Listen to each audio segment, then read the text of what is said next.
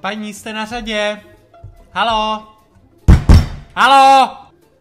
Ten nákup je ještě váš? Ne, to už není moje. A ty rozdělováky na ten nákup, vypadá to asi nějak zhruba takhle, si myslíte, že tady máme proč? Nenapadá mě jediný pádný důvod. No pro parádu asi ne.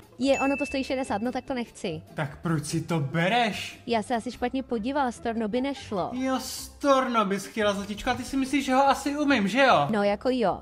Tak to seš na pěkném omylu. Já teď budu muset zavolat moji vedoucí, která je na druhé straně obchodu ve skladu. Se sem bude táhnout kvůli tvýmu blbýmu stornu 10 minut, aby to tady mohla vystornovat. Budeš zdržovat celou frontu jenom kvůli tomu, že ty blbě čumíš na cedulky a asi nevíš, kolik to stojí.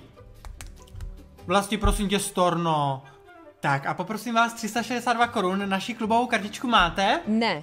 A založit byste si nechtěla? Nechci. No, dobrý, prosím tě, ty nebudeš mít slevičky, nebudeš sbírat bodíky, mně je to jedno.